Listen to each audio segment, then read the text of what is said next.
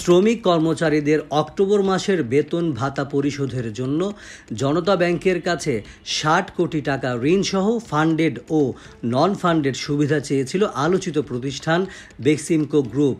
তবে সে প্রস্তাব নাকচ করে দিয়েছে জনতা ব্যাংক। বেক্সিমকো গ্রুপকে ঋণ না দেওয়ার সিদ্ধান্তের কথা অর্থ মন্ত্রণালয়কে লিখিতভাবে জানিয়েছেন জনতা ব্যাংকের চেয়ারম্যান মোহাম্মদ ফজলুর রহমান। চিঠিতে তিনি বলেছেন, নতুনভাবে অর্থায়ন করলে যে ঋণ ঝুঁকি তৈরি হবে তা বহন করার পরিস্থিতি বর্তমানে জনতা ব্যাংকের নেই। যদিও এর আগে ঋণ খেলাপি গ্রাহক বেক্সিমকো গ্রুপের আবেদনের পরিপ্রেক্ষিতে বাংলাদেশ ব্যাংকের গভর্নর ডক্টর আহসান এইচ মনসুরের মতামত নিয়ে জনতা ব্যাংক গ্রুপটির শ্রমিক কর্মচারীদের আগস্ট মাসের বেতন পরিশোধের জন্য ৫৫ কোটি টাকা ঋণ দিয়েছে, যা কোনো এলসির বিপরীতে দেওয়া হয়নি। সাবেক শেখ হাসিনা সরকারের সময় প্রধানমন্ত্রীর বেসরকারি শিল্প বিষয়ক উপদেষ্টা ও বেক্সিমকো গ্রুপের মালিক সালমান এফ রহমান জুলাই বিদ্রোহের সময় হত্যাকাণ্ডের সঙ্গে জড়িত থাকার বিভিন্ন অভিযোগে বর্তমানে কারাগারে রয়েছেন।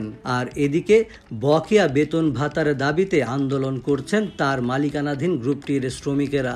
অর্থ সচিব মোহাম্মদ খায়রুজ্জামান মজুমদারকে লেখা চিঠিতে জনতা ব্যাংকের চেয়ারম্যান জানিয়েছেন, বেক্সিমকো গ্রুপের ২৮টি প্রতিষ্ঠানের কাছে জনতা ব্যাংকের পাওনা ২৩,৪০৭ কোটি টাকা, যার বড় অংশই ক্ষতিজনক মানে শ্রেণীকৃত এবং বাকিটা ওভারডিউ অবস্থায় রয়েছে।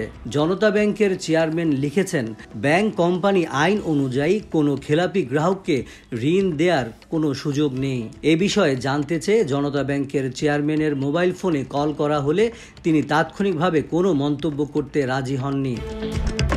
ব্যাংক খাত সংস্কারে গঠিত টাস্কফোর্সের সদস্য ডক্টর জাহিদ হোসেন এ বিষয়ে বলেন, একবার নিয়ম ভঙ্গ করে খেলাপি প্রতিষ্ঠান বেক্সিমকো গ্রুপকে টাকা দিয়েছে জনতা ব্যাংক, কিন্তু এভাবে বারবার টাকা না দেওয়ার সিদ্ধান্ত যৌক্তিক বলে মনে করি। তিনি বলেন, কর্মচারীদের অসন্তোষকে ব্যবহার করে মালিকরা এক ধরনের ব্ল্যাকমেইল করছেন। কর্মচারীরা কোম্পানির কাজ করছেন কিন্তু বেতনের দাবিতে রাস্তায় নেমে আসছেন। প্রতি মাসে এভাবে বেতন দেওয়া ব্যাংকগুলোর পক্ষে সম্ভব নয়। তাই কোম্পানি যদি কর্মচারীদের বেতন না দেয় তাহলে সরকার থেকে একটি প্যাকেজ নির্ধারণ করে এইসব শ্রমিকদের বিদায় করে দেয়া ভালো। এক্ষেত্রে কোম্পানির ভবিষ্যৎ নির্ধারণ করতে হবে। Centre for policy dialogue CPD এর নির্বাহী পরিচালক ডক্টর ফাহমিদা খাতুন বিজনেস মিররকে বলেন, বেক্সিমকো গ্রুপের শ্রমিক কর্মচারীদের প্রতি মাসের বেতন প্রায় ৮২ কোটি টাকা।